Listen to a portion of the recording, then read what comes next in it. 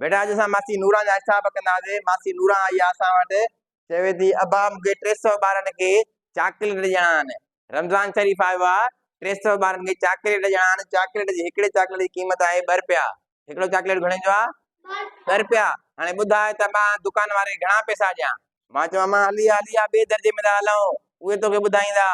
पोइ असां ॿिए दर्जे में पुछा कईसीं पुट ॿिनि जो खोड़ो ईंदो आहे? तव्हां जी सर, ॿारनि चयो जी सर। हाणे हिन में छा कंदासीं? ॿिनि जो खोड़ो हणंदासीं। छा कंदासीं?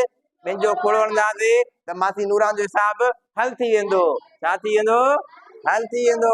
हाणे ॿिनि जो खोड़ो हणंदासीं, ॿिनि जो कंहिंजो बि खोड़ो ॿुड़ीअ ते हणंदा छा जवाब ईंदो आहे? ॿुड़ी।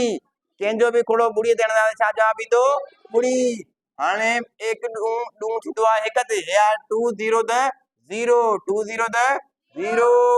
वरी ॿिनि जो खोड़ो ॿुड़ीअ ते त ॿुड़ी। हाणे ॿिनि जो खोड़ो 3 ते, 1 ॾूं 2 ॿिनि ॾूं 4 टे ॾूं 6। हाणे थी वियो 600। घणा थी वियो? 600। चवंदासीं अम्मा मासी नूरा हाणे तूं 600 दुकान वारे खे ॾींदीअ त तोखे 300 छा ॾींदो? चॉकलेट ॾींदो। वञी 300 ॿारनि में विराए। 600 दुकान वारे खे ॾींदीअ, 600 दुकान वारे खे ॾींदीअ, 300 चॉकलेट ॾींदो। 300 वञी ॿारनि में विराए। रमज़ान शरीफ़ जो ख़ैर कढ। हाणे अचो वरी ॿियो हिसाब खणी आई आहे मासी नूरा। ॿियो हिसाब छा खणी आई आहे? चए थी अब्बा मूंखे खीर वारे जेको आहे 400 रुपए में किलो खीर ॾिनो आहे। घणे ॾिनो आहे? 400 रुपए किलो ॾिनो आहे।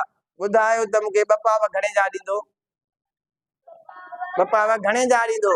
पोइ चए मासी हली आ तोखे खोड़ो यादि आहे ॿिनि जो? चए अब्बा मूंखे खोड़ो कान ईंदो आहे। अम्मा तोखे खोड़ो न ईंदो आहे, तोखे हिसाब कीअं ईंदो? पहिरियों खोड़ो यादि कर ॿिनि जो। हली आ तोखे खोड़ो यादि करायूं। उन पोइ खोड़ो यादि अथसि। हाणे हलंदासीं ॿिनि जो खोड़ो पढ़ चइनि ते, जिते 4 अचे उते बंदूक हणेसि। उते बंदूक हणेसि। 1 ॾूं 2 हेॾूं 4। घणा दफ़ा लॻो? 2 दफ़ा। हेॾूं 4। हाणे चइनि मां 4 विया 0। हाणे मथे छा आहे? ॿुड़ी आहे, ख़ाली ॿुड़ी। इहा ॿुड़ी हिते बि लिखो, हिते बि लिखो। हाणे वरी छा आहे? ॿुड़ी, उहा हिते बि लिखो, हिते बि लिखो।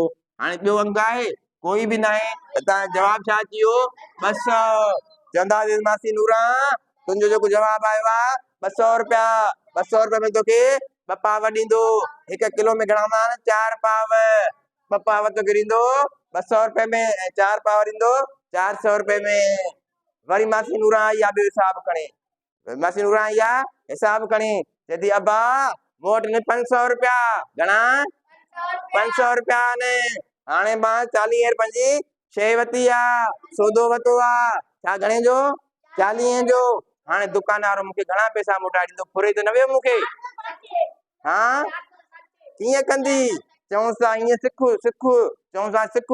रोज़ असां ॾे अचे पई तूं सिख, हिसाब पाण सिख। हाणे जॾहिं बि असां कट कंदा आहियूं इहो अमल छाजो थींदो? कट जो। हाणे ॿुड़ीअ मां ॿुड़ी, जेकॾहिं तव्हां वटि कुझु बि न आहे मां तव्हांखां छा करे सघंदुमि? कुझु न। 0 मां 0 कढियोसीं, छा जवाब ईंदो? 0।